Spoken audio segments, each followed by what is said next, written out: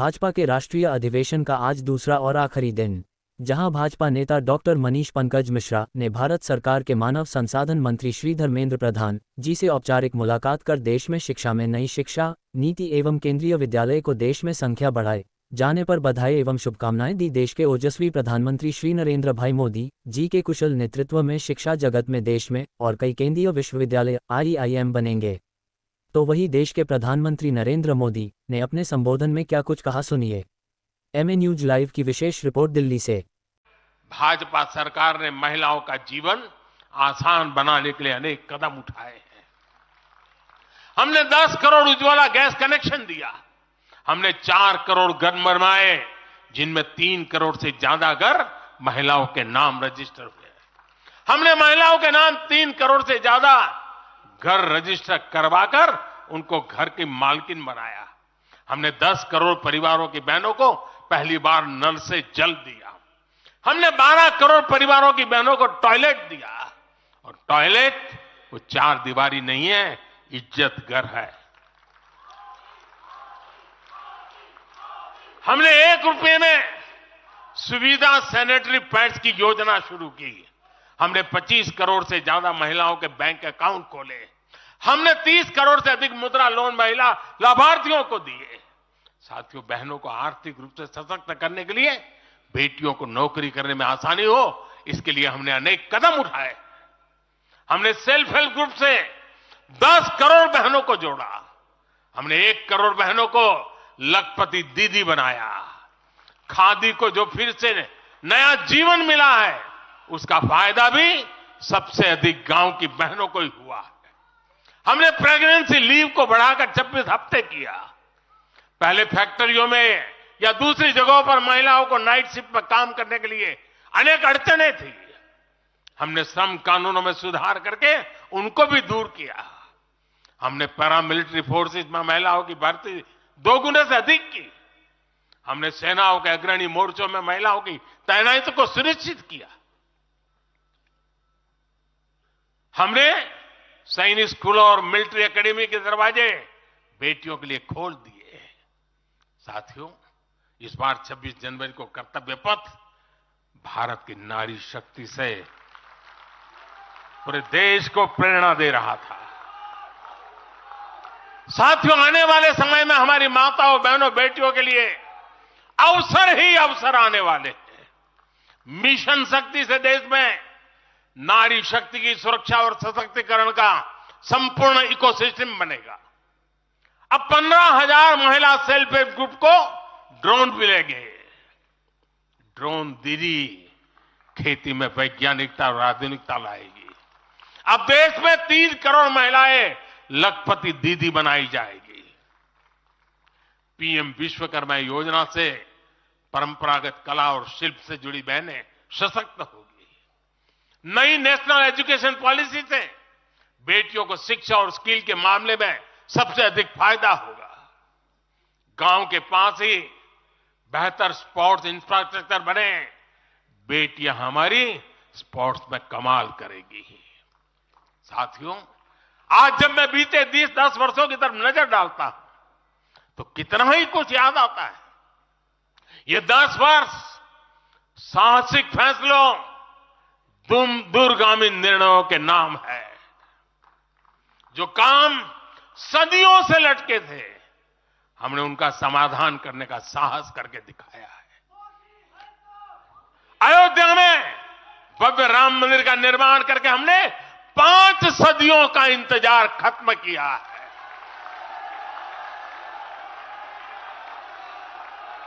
गुजरात के पावागढ़ में 500 साल बाद धर्म ध्वजा फहराई गई है। 7 दशक बाद हमने करतारपुर साहिब राहदारी खोली है। 7 दशक के इंतजार बाद देश को आर्टिकल 370 से मुक्ति मिली है। लगभग 6 दशक बाद राजपथ कर्तव्य पथ के नए स्वरूप में सामने आया है। 4 दशक बाद आखिरकार 1 रैंक 1 पेंशन की मांग पूरी हुई है। 3 दशक बाद आखिरकार देश को नई राष्ट्रीय शिक्षा नीति मिली है। 3 दशक बाद आखिरकार लोकसभा और विधानसभा में महिलाओं को आरक्षण मिला है। 3 तलाक की बुराई के लिए विरुद्ध कड़ा कानून बनाने का साहस भी हमने दिखाया है। दशकों से नए संसद भवन की जरूरत महसूस हो रही थी, उसे हमने ही पूरा किया। यह प्रत्येक भाजपा कार्यकर्ता का सौभाग्य है कि वैसी अनेक सिद्धियों का निमित्त बन सके। साथियों, कोई भी देश हो, वो अपना भविष्य तभी संवार सकता है जब वह अपने इतिहास को सहज कर रखता है। बीते वर्षों में भारत ने अपने इतिहास को सहेजा भी है, संवारा भी है। हमने नेशनल वॉर मेमोरियल का निर्माण किया, हमने राष्ट्रीय पुलिस स्मारक बनाई, हमने अंडमान में नेताजी सुभाष और परमवीर चक्र विजेताओं के नाम पर द्वीपों का नामकरण किया। हमने दांडी में नमक सत्याग्रह का आधुनिक स्मारक का निर्माण किया। हमने बाबा साहब आंबेडकर से जुड़े पंच तीर्थ को विकसित किया। हमने रांची में भगवान बिरसा मुंडा की स्मृति में म्यूजियम बनाया। सरदार पटेल को समर्पित स्टैच्यू ऑफ यूनिटी हमारे कार्यकाल में बनी। 31 अक्टूबर को राष्ट्रीय एकता दिवस हमारी सरकार ने घोषित किया। 15 नवंबर को जनजातीय गौरव दिवस के रूप में घोषित करने का अवसर हमें मिला। 14 अगस्त को विभाजन विभीषिका दिवस के रूप में याद करने का निर्णय हमारी सरकार ने लिया। 26 दिसंबर को हमने साहिबजादों की स्मृति में वीर बाल दिवस घोषित किया। 26 नवंबर को संविधान दिवस घोषित करने का फैसला भी हमारी सरकार ने किया और 21 जून को संयुक्त राष्ट्र ने इंटरनेशनल योगा डे भी हमारी ही सरकार के प्रयासों से घोषित किया। साथियों, विपक्ष के हमारे दल भले ही योजनाओं को पूरा करना न जानते हो, लेकिन झूठे वादे करने में इनका कोई जवाब नहीं रहा है। सर्जिकल स्ट्राइक और एयर स्ट्राइक कर मोदी जी ने भारत की सेना के पराक्रम को पूरी दुनिया में प्रस्तावित, आतंकवाद के सामने एक कड़ा मैसेज दिया। आपने उस वक्त भी, राहुल बाबा, आपने उस वक्त भी देश से साक्ष्य मांगे थे। शर्म करो, शर्म करो, सेना के जवान की शहादत पर आप साक्ष्य मांगते हो। मित्रों, भारत ने वैक्सीन का निर्माण किया। 100 से ज्यादा देशों में हमारा वैक्सीन गया। वैक्सीन के माध्यम से आज 140 करोड़ का देश कोरोना से सुरक्षित हुआ। उसको भी मोदी वैक्सीन कर आपने बदनाम करने का प्रयास किया, मगर देश की जनता ने भी, आज भी कोई वैक्सीन लेने जाता है तो कहता है मोदी वैक्सीन दे दो भाई, मेरी इम्यूनिटी खत्म हो गई। Digital economy, direct benefit transfer, इसका विरोध किया। नई संसद बनाई। इतनी भव्य संसद देखकर आज पूरी देश की जनता पुलकित है, गौरवान्वित है। इसका भी आपने विरोध किया। कर्तव्य पथ बना, आपको राजपथ नाम अच्छा लगता था, कर्तव्य पथ का भी विरोध किया। भारत मंडपम में कोर्ट से उसको रोकने का प्रयास किया। यशो भूमि को भी रोकने का प्रयास किया। डाटा प्रोटेक्शन का विजनरी बिल, इसका भी विरोध किया। और अंत में रामलल्ला की प्राण प्रतिष्ठा का भी आपने विरोध किया। मित्रों, एक कांग्रेस डिनायल मोड में आ चुकी है। पूरे देश की जनता को मैं कहना चाहता हूं, 5 साल का पार्लियामेंट के अंदर कांग्रेस का हिसाब किताब निकालिए। इन्होंने पार्लियामेंट के अंदर शोर शराबे और बहिष्कार के अलावा कुछ नहीं किया। हम भी विपक्ष में रहे, 10 साल तक बैठे, आगे पूरा जीवन विपक्ष में। हम रचनात्मक विपक्ष की भूमिका निभाते, अच्छा है उसका समर्थन करते थे और आपके भ्रष्टाचार को भी हमने उजागर किया। मगर आपने, क्योंकि भ्रष्टाचार है नहीं, बाहर जाना ही उचित समझा। मित्रों, इंडिया अलायंस अहंकार से युक्त है। वो सहन ही नहीं कर सकते। वो ऐसा मानते हैं कि देश का प्रधानमंत्री वो ही बन सकता है जो बड़े परिवारों से आता है। वो सहन नहीं कर सकते। एक गरीब मां का बेटा अब देश का प्रधानमंत्री बनकर देश को चला रहा है। ये अहंकार उनको भारतीय जनता पार्टी के खिलाफ खड़े। एक परिवारवादी राजकुमार सारे के सारे इकट्ठा होकर हमारा विरोध कर रहे। मोदी जी ने 40 से ज्यादा नीतियां बनाकर इस देश को नीतियों के आधार पर चलाने का काम किया। मैं पूरी सूची बोलना नहीं चाहता मित्रों, पॉलिसी पैरालिसिस हो गया ऐसी पूरी दुनिया मनमोहन सिंह सरकार को कहती थी। आज मोदी सरकार ने हर क्षेत्र की 40 से ज्यादा पॉलिसी बनाकर पॉलिसी के आधार पर शासन कैसा हो सकता है उसका उदाहरण पूरी दुनिया में रखने का काम नरेंद्र मोदी जी ने किया। और मित्रों,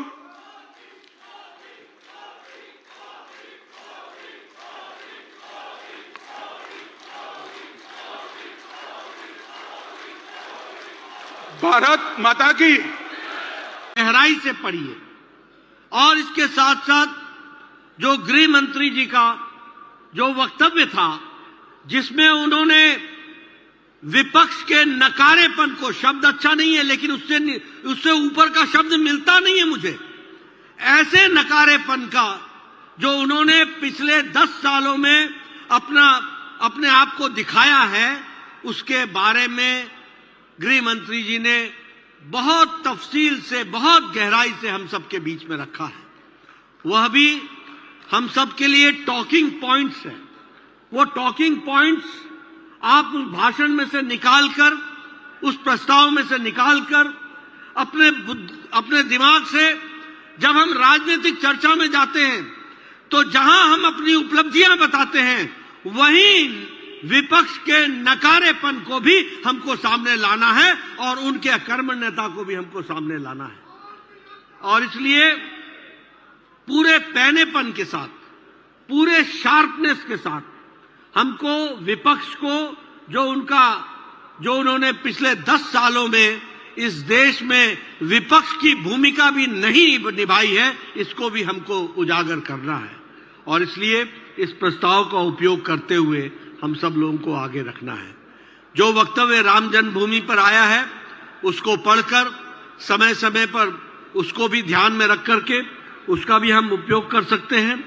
और इसके साथ साथ जैसा कि प्रधानमंत्री जी ने हम सबको कहा था कि ये जो राष्ट्रपति जी का अभिभाषण है, इसमें उपलब्धियों का मिश्रण है, एकदम जिसको बोलते हैं क्रिस्प तरीके से एक एक वाक्य, एक एक उपलब्धि बताता है। तो हम उसका भी उपयोग करें और हर पंचायत में, हर बूथ पर इसको पढ़ करके इसके बारे में चर्चा करें। वहीं प्रधानमंत्री जी का जो राज्यसभा में और लोकसभा में वक्तव्य है, उसको भी, वो भी छप करके आप तक पहुंच रही है, उसको भी आप पढ़ करके नीचे सर पर कैसे विपक्ष ने किस तरीके से देश के साथ एक तरीके से अन्याय किया है, उसके बारे में भी हमको सुनने को मिलेगा और जानने को मिलेगा। मैं इसके साथ साथ एक व्हाइट पेपर जो निर्मला जी ने आर्थिक नीतियों में जो घपला और कुशासन यूपीए की सरकार ने किया था, उसका विस्तृत ब्यौरा, और उसमें छोटे में भी पॉइंट वाइज भी दिया है और पूरा इलैबोरेट भी दिया है। इसको भी, इस व्हाइट पेपर को भी हमको नीचे ले जाना है, इसको हमको सही ढंग से रखने की जरूरत है, यह हम सबको करना होगा। तो मैं चाहूंगा, ये बात के लिए आपको भी मैं साधुवाद देता हूं।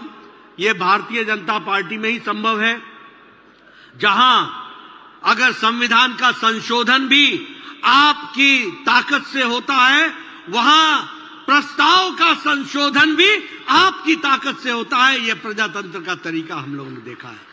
और राजनीतिक गहराइयों को किस तरीके से 2 दिन पॉलिटिकल डिस्कोर्स चला है, वो भी हम सब ने देखा है। ये हम सबका सौभाग्य है, जैसा मैंने कल भी अपने भाषण में कहा था कि प्रधानमंत्री जी के लिए संगठन टॉप प्रायोरिटी है। आपने देखा होगा, अक्सर प्रधानमंत्री जो यूपीए के होते हैं या अन्य देशों, अन्य समय में जो प्रधानमंत्री बने हैं, वो समय समय पर पॉलिटिकल पार्टी के उसमें कार्यक्रमों में शामिल होते हैं।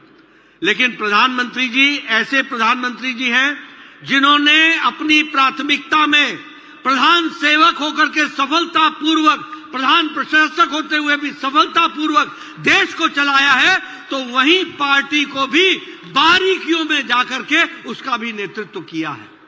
कल से आप हर पल यहां बैठे रहे, आपने बारीकियों से सारी चीजों को देखा और उसमें आपका मार्गदर्शन हम सबको मिला है।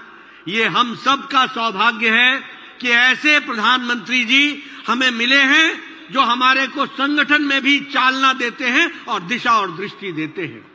अभी हम सब लोग उनका मार्गदर्शन हम सबको मिलेगा, समापन भाषण उनका होगा, मैं उनका निमंत्रित करूं।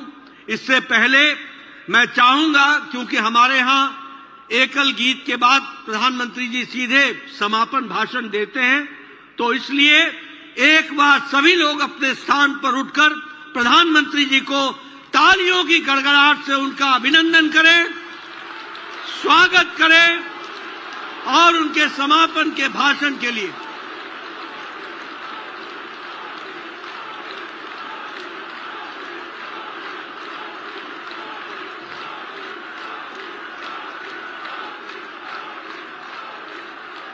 मैं प्रधानमंत्री जी को सादर आमंत्रित करता हूं।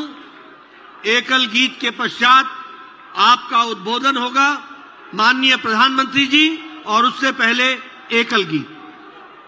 कांग्रेस में लड़ाई चल रही है और बड़ी तगड़ी लड़ाई चल रही है, लेकिन मजा यह है कि सिद्धांतों की नहीं चल रही है, योजनाओं को समझ में नहीं चल रही है। लड़ाई क्या चल रही है आपको जानकर के आश्चर्य होगा। क्या लड़ाई है? कांग्रेस में एक वर्ग है जो कहता है कि मोदी से तीखी नफरत करो, मोदी पर व्यक्तिगत आरोप लगाओ, मोदी की छवि खराब करने के लिए हर हथकंडे अपनाओ। एक वर्ग है। कांग्रेस के अंदर एक दूसरा वर्ग भी है जो कांग्रेस की मूल परंपराओं से निकला हुआ है, जो कहता है कि मोदी पर व्यक्तिगत आरोप, नफरत से कांग्रेस को बाहर निकालो, इससे कांग्रेस को और ज्यादा नुकसान होता है। यानी कांग्रेस हमसे सैद्धांतिक मुद्दों पर लड़ाई नहीं लड़ रही है। कांग्रेस इतनी हताश है कि उसमें सैद्धांतिक विरोध, वैचारिक विरोध का साहस भी नहीं बचा। इसलिए गाली गलौज और मोदी पर झूठे आरोप ही उनका एकमात्र एजेंडा बन गया है। साथियों, लाल किले से मैंने कहा था, यही समय है, यही समय है, यही समय है। भारत के इतिहास में आज वो समय आ गया है जब हमें अपने देश का भाग्य बदल देना है। और साथियों, मैंने देशवासियों को लाल किले से कहा था और आपको तो कई बार कह चुका हूं। मैंने देशवासियों को कहा था कि अगर आप 10 घंटे काम करेंगे तो मोदी 11 घंटे काम करेगा, अगर आप 12 घंटे काम करेंगे तो मैं 13 घंटे काम करूंगा, अगर आप 14 घंटा काम करेंगे तो मैं 15 घंटे काम करूंगा। मेरे साथियों, देश भर के मेरे कार्यकर्ताओं, देश भर के मेरे देश को उज्जवल भविष्य के लिए आशा लगाकर बैठे हुए लोगों से मैं कहना चाहूंगा, आने वाले 100 दिनों तक बीजेपी के हर कार्यकर्ता को अपने लिए नए लक्ष्य बनाने होंगे, उन्हें प्राप्त करना होगा। सेवक नरेंद्र मोदी ने उन्हें प्रणाम कहा है।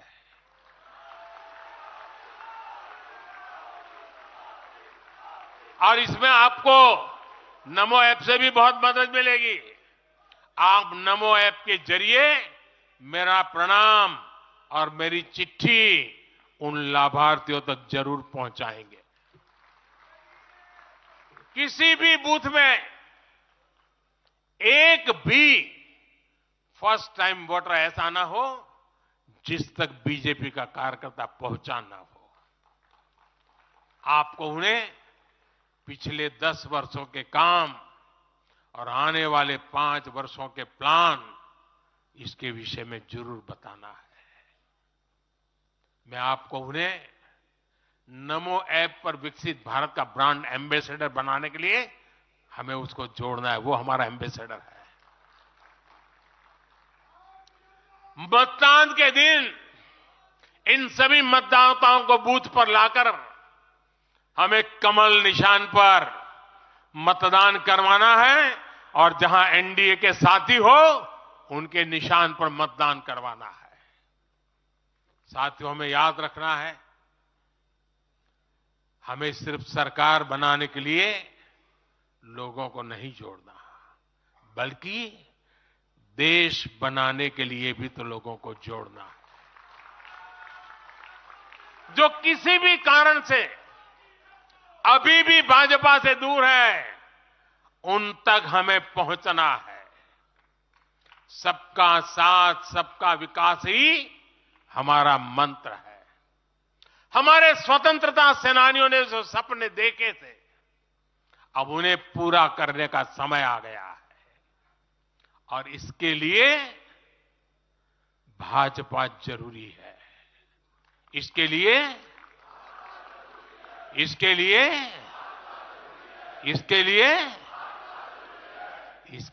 भाजपा सरकार जरूरी है।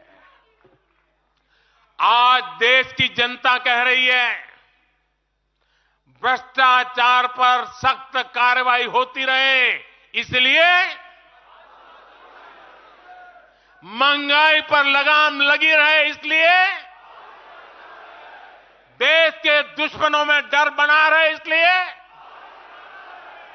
निवेश और नौकरी के अवसर बढ़ते रहे, इसलिए भारत तीसरी बड़ी सबसे आर्थिक ताकत बने, इसके लिए भारत में तेजी से इंफ्रास्ट्रक्चर का निर्माण हो, इसलिए आत्मनिर्भर भारत अभियान सफल हो, इसलिए करोड़ों भारतीयों को मुफ्त राशन मिलता रहे, इसलिए किसानों को सम्मान निधि मिलती रहे, 100% लाभार्थी तक तेजी से लाभ पहुंचे, इसलिए साथियों, आप यहां से एक नए संकल्प के साथ अपने क्षेत्र में जाएं।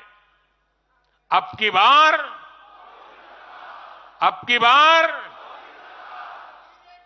400 पार, अब की बार इस मिशन पर हमें जुट जाना है। आप सबको मेरी तरफ से अनेक अनेक शुभकामनाएं हैं।